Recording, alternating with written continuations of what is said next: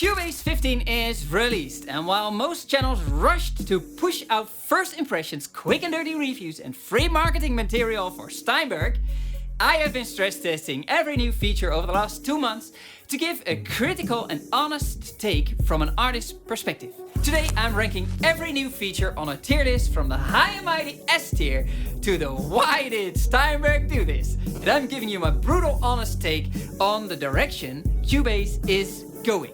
Is it still becoming the apex of professional DAWs, or is it just becoming a €600 super synth? By the end of this video, you know exactly which one it is. Let's go! I've been using Cubase for a pretty long time now, and frankly, the last 2 releases, Cubase 13 and 14, gotten us a little spoiled, right? We got modulators, the pattern editor, and of course, all the small feature requests suddenly being implemented. But this year, the marketing machine did make some pretty bold claims, calling it a new reference standard for music production, claiming that this year it should truly elevate your music production experience, and stating that they have been closely working with the community to refine what is most important and turn feedback into meaningful improvements. Well, the genuinely game-changing updates we got in C13 and C14 certainly lived up to this. But can things like the redesigned expression maps or the new melodic pattern sequencer fill up these same big shoes? Maybe even more so. Is it enough to justify the price tag of C15? Let's start with the interface. The new Cubase hub is definitely cleaner, more modern, more organized, but it's the utility that matters. Now you can actually select your audio driver and output before you open a project. For anyone who switches interfaces or studios like me, that's a beautiful quality of life win. Plus, the ability to open interface and routing settings from the hub is a solid, welcome improvement. With an eye on all the newcomers and on account of the traveling producer, A tier. Next up, 2 small but very nice interface updates, volume and panning controls in the track headers, and folder coloring. Being able to control gain and pan without opening the inspector or the mixer can really speed things up. And with the folder color now nicely encapsulating the tracks, it gives a nice and clean look. So that is another pretty easy A tier. We also got plugin scaling for all stock effects.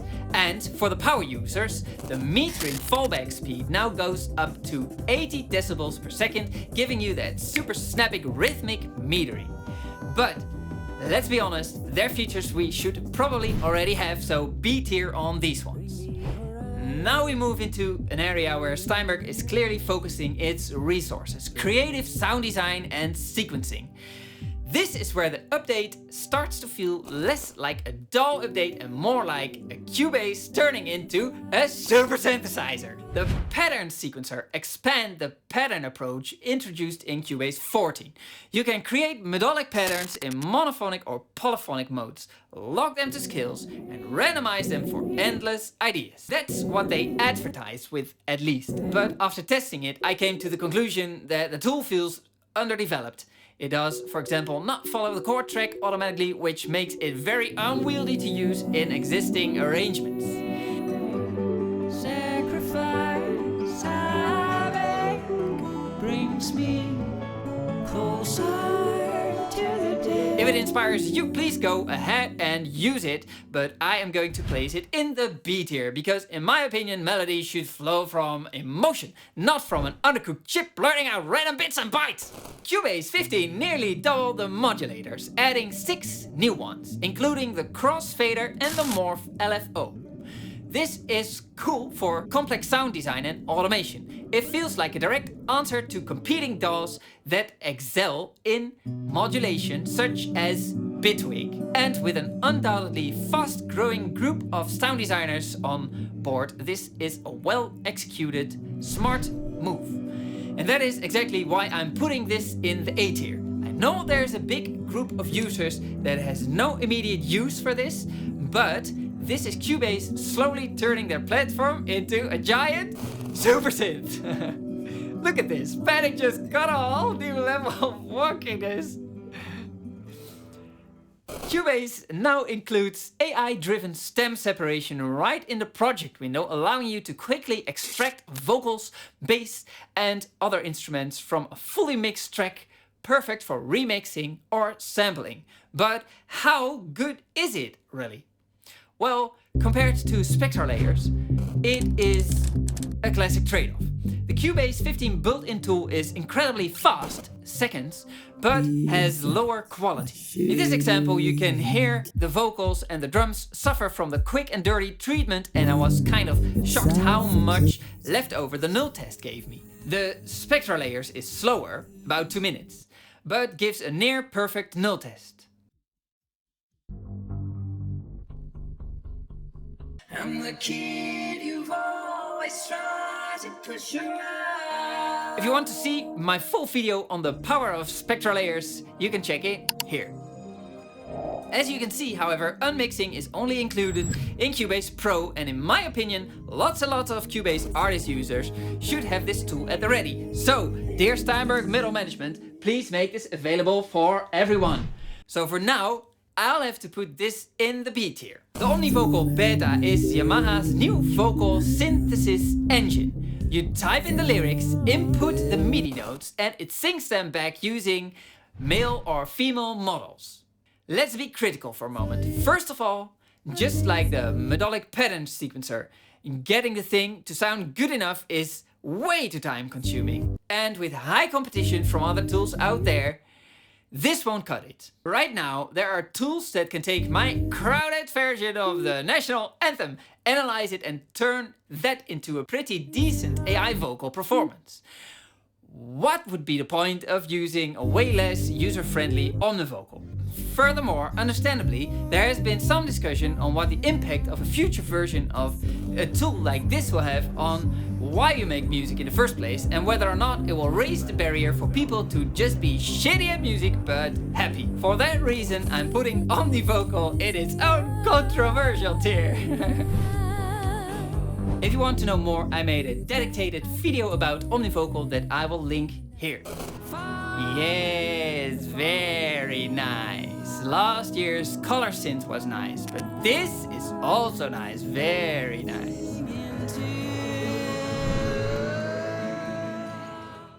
For all you composers out there working with massive orchestral libraries, listen up. This one is huge quality of life upgrade. This feature is solely responsible for getting composers and orchestrators excited about this release. Steinberg has completely modernized the expression map system. The single biggest feature here is per articulation attack composition. That is a fancy term for something simple.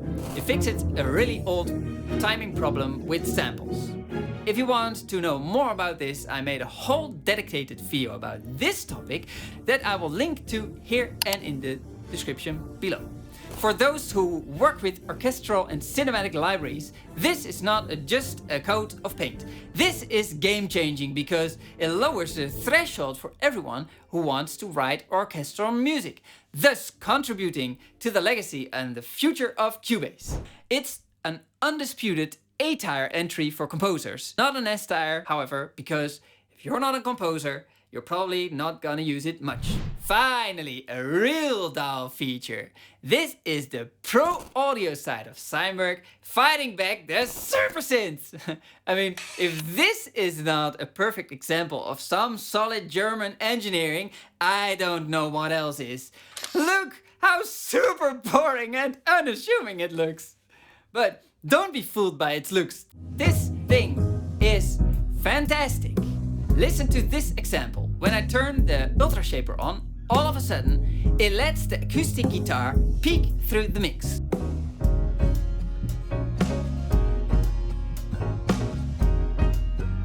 And it took me just, what was it, about 20 seconds to set up. The reason why it is so easy to work with is the makeup gain, which is supposedly context aware, meaning it automatically corrects the volume as you adjust the threshold and ratio. This allows you to truly listen what compression is doing, not just volume change. This is super helpful for beginning artists and producers to understand how compression works. Listen, for example, to how easy it is to dial in how much detail I want to hear in the bass.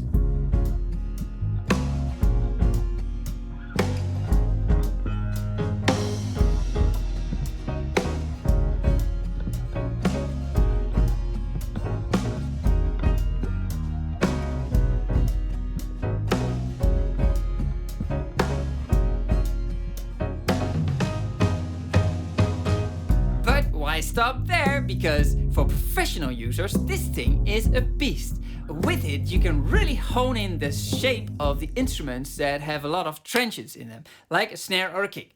In the next example, the drums are kind of washed.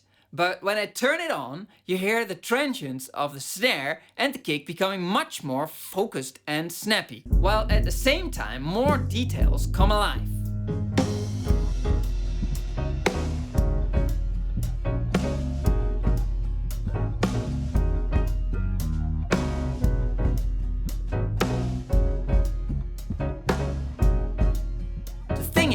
It's not even per se that it does this, but it is so easy and so intuitive to dial in, all while letting you not only hear but also showing you what the resulting waveform looks like, making it a powerhouse of a plugin and our first true S-tier entry.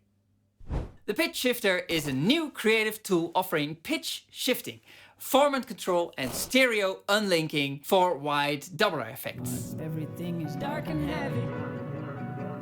Music woke me up. However, the moment we look under the hood, this plugin hits a massive snag.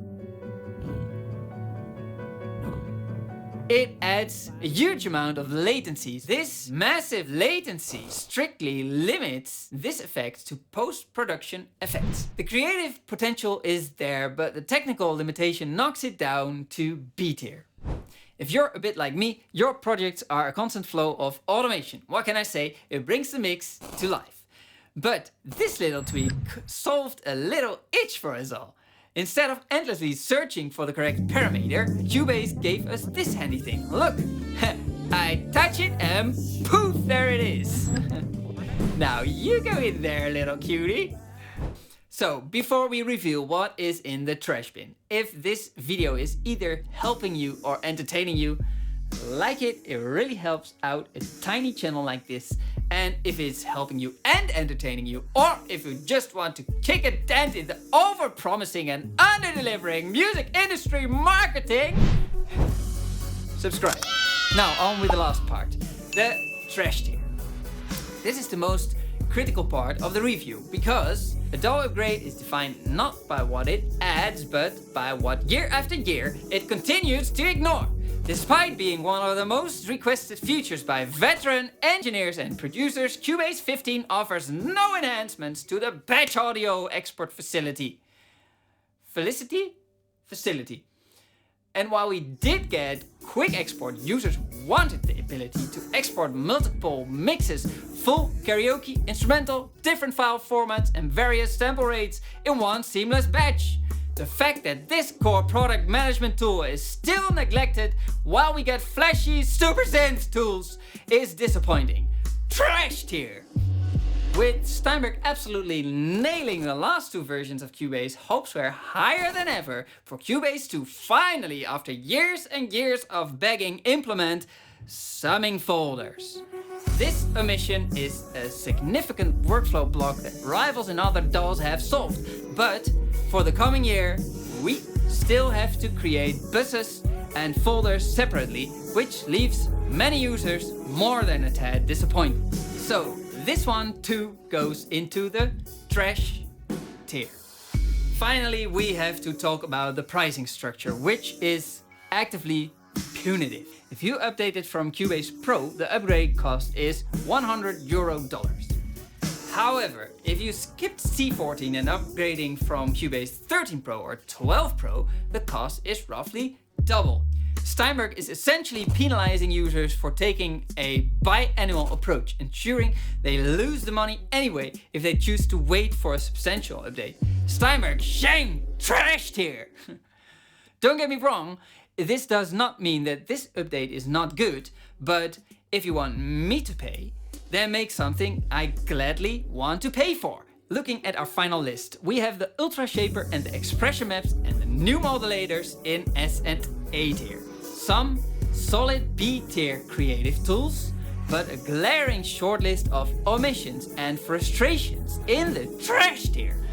Cubase 15 delivers a batch of quality of life updates, fixes, and crucially a heavy emphasis on modern creative tools, the melodic patterns, the modulators, and Omnivocal.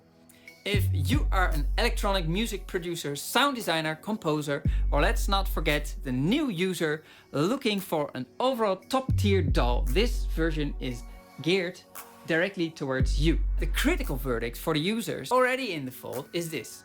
Cubase 15 is prioritizing its identity as a surface synthesizer over its foundational role as an apex recording DAW in this release. And if it continues on this path, disregarding some long-standing issues that definitely should have been addressed in this version, I'm not sure if we should be happy with that. Let me know what you think in the comments. Are you upgrading? And which trash tier features are you still waiting for? Don't forget to like and subscribe, it really helps out a tiny but steadily growing channel. And now go and create something awesome or watch one of these deep dives into the Cubase 15 features and after that go make something awesome. Relvoet out.